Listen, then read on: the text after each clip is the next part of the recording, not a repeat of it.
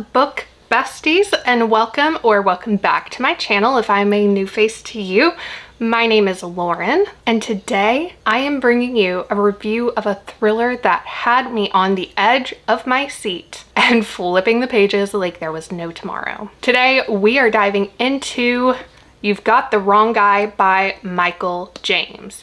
And this is an indie author. I know him personally. He is a great guy outside of writing books, but dude, this book, and I'm not saying this because like I know him, this was a good book. How else could I read a 400-page book in 24 hours? This was a good flippin' book. It is packed with action, twist, and some really well-crafted characters that I can't wait to talk about. So grab a snack, grab a drink, get comfy, and let's jump right into the review. And every chapter had me saying, oh, just one more. This next chapter is only a couple pages. I'll put it down after that. And I kept saying that, kept saying that, kept saying. All right, let's start with a quick rundown of the plot. Our main guy, CJ, is just living his best life as an Uber driver when he suddenly finds a sticky note on his windshield that says, "Return what you've stolen or else." At first, CJ brushes it off as a mistake, but as more notes start showing up and the threats become real, like people that are close to him start getting hurt, it's clear that somebody means business. What follows is a wild ride of high-speed chases, breaking and entering, and a whole lot of tension as CJ tries to figure out who is behind these notes. And here's the kicker. It turns out there are two people behind these notes, and I won't spoil it for you, but trust me, the plot twists in this book are mind-blowing and makes the whole mystery that much more gripping. Into my favorite part, the review.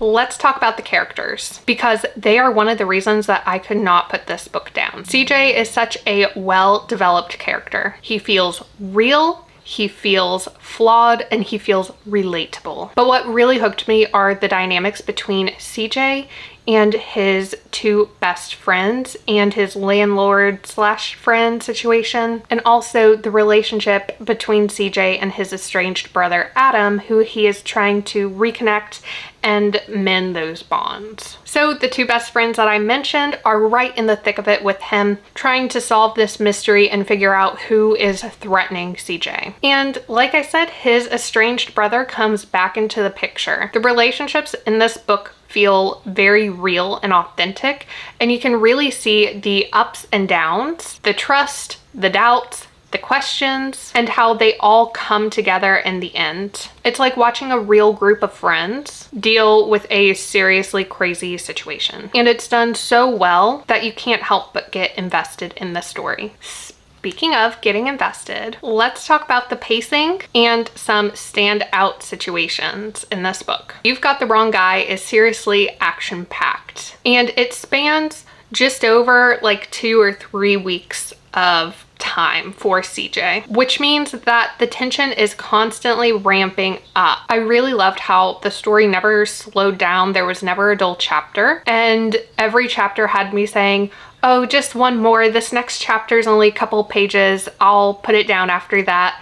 And I kept saying that, kept saying that, kept saying it. And then I look up at the clock. It's been an hour later. I've read 100 pages and I'm going, oh crap.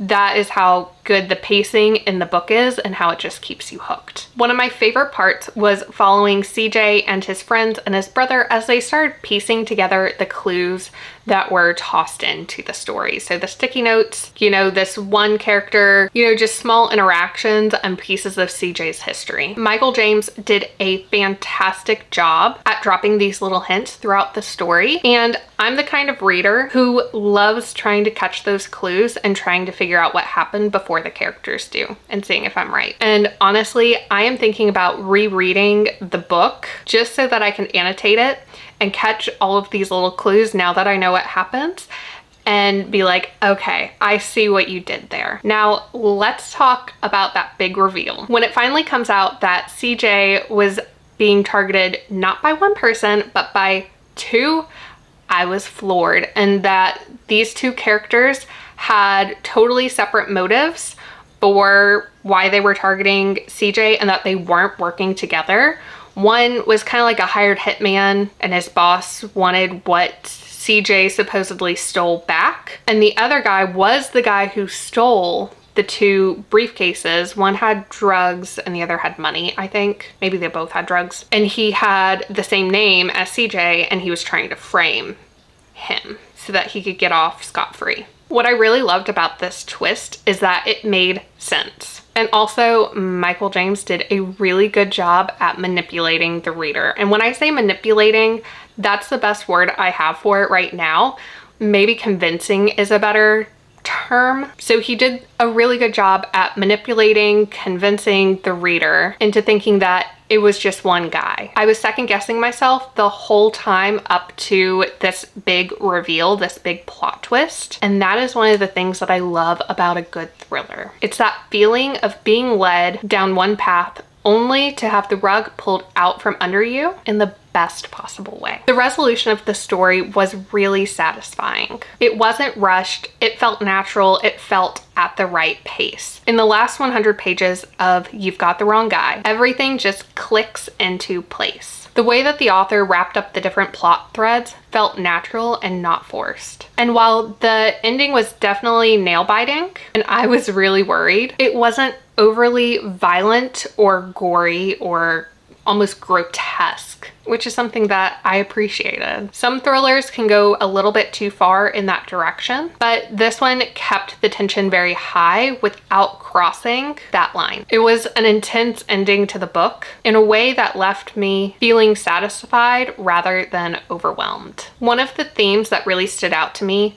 in You've Got the Wrong Guy was the importance of friendship and knowing who you can count on. Even when CJ is questioning if his friends will stick with him through this despite his past, they continue to show up for him and support him through this mess. And that's such an important message that is continually highlighted throughout this book. It really added an emotional depth to the story that I wasn't initially expecting, and it made the characters' journeys even more compelling. So, to wrap things up, I highly recommend You've Got the Wrong Guy by Michael Jaymes. It's got everything. A well-paced plot, characters you can really connect with, and twists that will keep you guessing until the very end. Plus, the themes of friendship and loyalty give it a little something extra that sets it apart from other thrillers out there. So if you're looking for a book that will keep you on the edge of your seat and make you really care about the characters involved, You've Got the Wrong Guy is definitely one for you to pick up.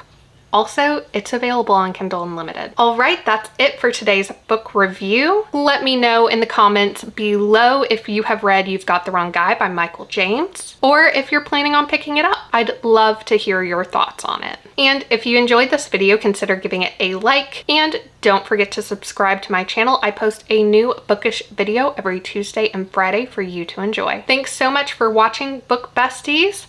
I'll see you next time, and happy reading!